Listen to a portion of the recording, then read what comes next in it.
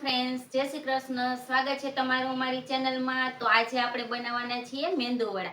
પરંતુ મેંદુવડા આજે આપણે રવામાંથી બનાવીશું, જે ઇન્સ્ટન્ટ બની જતા હોય છે ને બહુ સરસ બનતા હોય છે.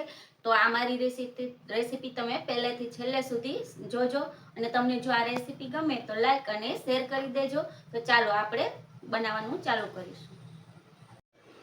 તો ફ્રેન્ડ્સ, આપણે રવાના મેંદુવડા બનાવવા માટે એક વાટકી રવો લઈ લીધો છે. તમે સૂજી પણ લઈ શકો છો અને ગમે એ વાટકીનું માપ સેટ કરી શકો છો. આમાં મેજરિંગ કપની જરૂર નથી પડતી. તો મેં આ વાટકીનું માપ લઈ લીધું છે. અને જે વાટકી રવો લીધો હોય એનું ડબલ પાણી તમારે લેવાનું રહેશે, જે હું તમને આગળ બતાવું.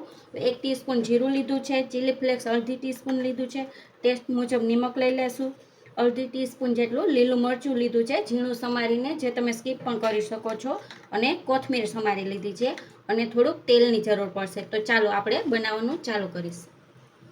સૌથી પહેલાં તમારે એક વાસણ લઈ લેવાનું. નોનસ્ટિક લ્યો તો વધારે સારું રહેશે. નોનસ્ટિક મેં કઢાઈ લઈ લીધી છે, એમાં આપણે પાણી એડ કરી દઈશું. તો જે વાટકીથી મેં રવો લીધો છે એ વાટકીથી જ પાણી માપીને લઈ લેવાનું. 2 ગણું લેવાનું છે. 2 વાટકી, 1 વાટકી રવો છે એની સામે 2 વાટકી પાણી લઈ લેવાનું. હવે એમાં ટેસ્ટ મુજબ નિમક એડ કરી દેવાનું.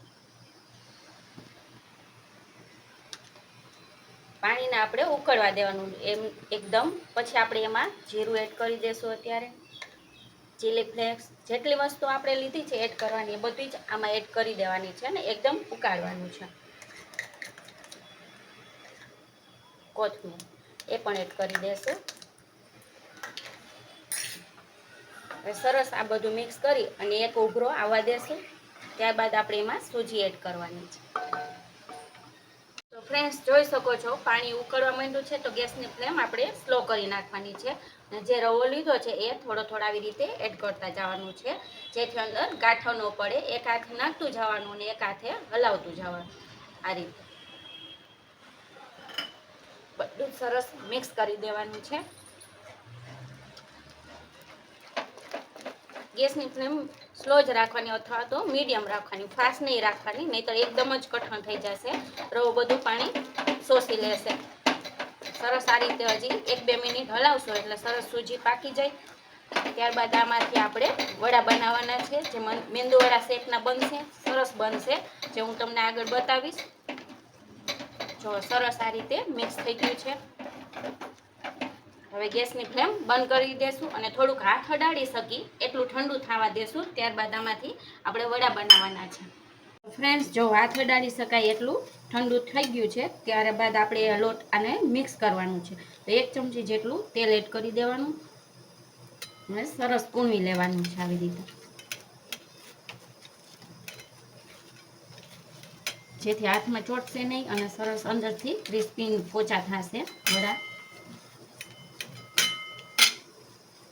તો ગુણવાઈ ગયું છે. હવે એક તમારે જેવડી સાઈઝના કરવા હોય એવડી સાઈઝનો લુવો લઈ લેવાનો છે.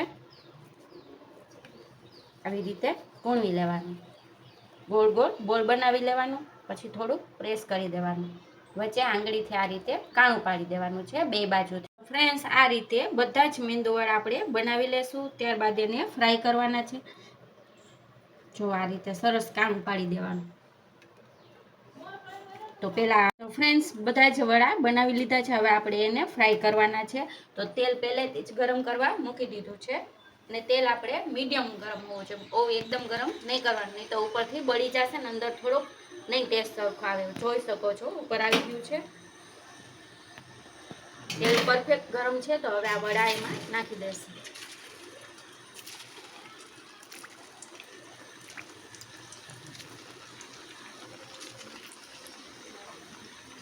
ફ્રેન્ડ્સ, આ વડા એટલા સરસ બને છે ને કે નાસ્તામાં તમે ઇન્સ્ટન્ટ ઝડપથી બનાવી શકો છો અને ખૂબ જ મજા આવે છે ખાવાની.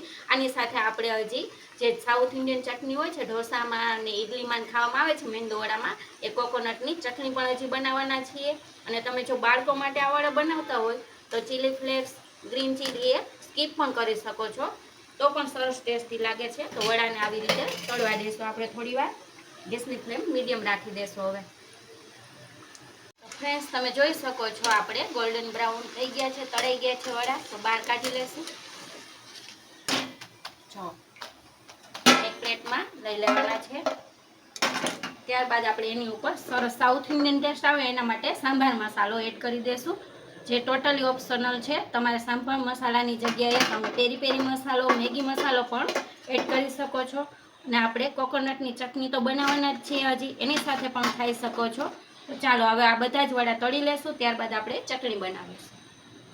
તો આપણે કોકોનટ ચટણી બનાવવા માટે અહીં ઝીણું ટોપરાનું જે ખમણ આવે છે સૂકું એ લઈ લીધું છે. તમે તાજું ખમણ જે આવે ટોપરું શ્રીફળ આવે છે એની પણ બનાવી શકો છો. તો એ 2 ટેબલ સ્પૂન જેટલું લઈ લીધું છે. પછી આ ડાળિયાની દાળ છે જે 1 ટેબલ સ્પૂન જેટલી લીધી છે. અને એક નાનું મરચું લઈ લીધું છે અને નાનો કટકો આદું લઈ લીધું છે.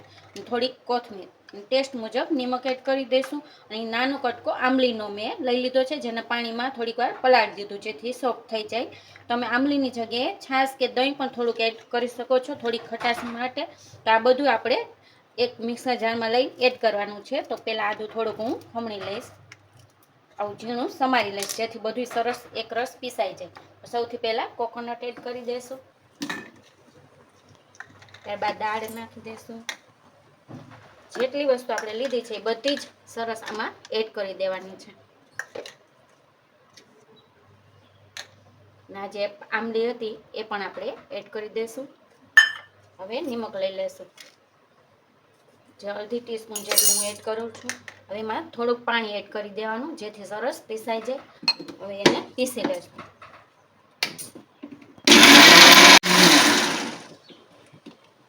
ફ્રેશ જો ચટણી પીસાઈ ગઈ છે. તમારે પહેલાં થોડુંક જ પાણી એડ કરવાનું, ત્યારબાદ જેટલા પ્રમાણે તમારે ઢીલી કે ઘાટી રાખવી હોય એ પ્રમાણે થોડું થોડું પાણી એડ કરતા જઈ સરસ આવી પીસી લેવાની છે. હવે એક બાઉલમાં એને કાઢી લેશું. ત્યારબાદ આ ચટણી ઉપર આપણે વઘાર એક રેડવાનું હોય છે તે વઘાર બનાવીશું.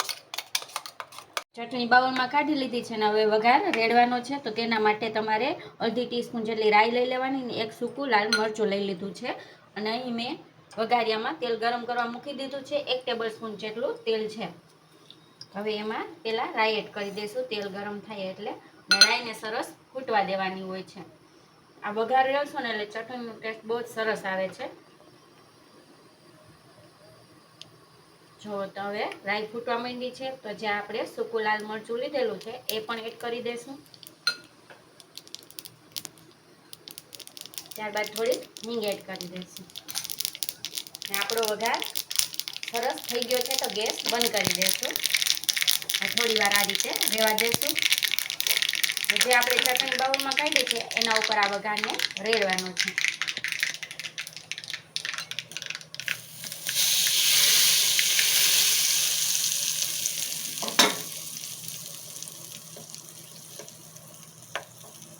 આ ચટણી ખૂબ જ મજા આવે છે આ વડા સાથે ખાવાની. તો ફ્રેન્ડ્સ મેં વડા પણ સર્વ કરી દીધા છે. ચટણી તૈયાર છે આપણી. તો એક સર્વિંગ પ્લેટમાં એને આપણે લઈ લઈશું થોડીક સર્વ કરવા માટે. તમે અમારી ચેનલને જો હજી સુધી સબસ્ક્રાઈબ ન કરી હોય તો સબસ્ક્રાઈબ પ્લીઝ કરી દેજો.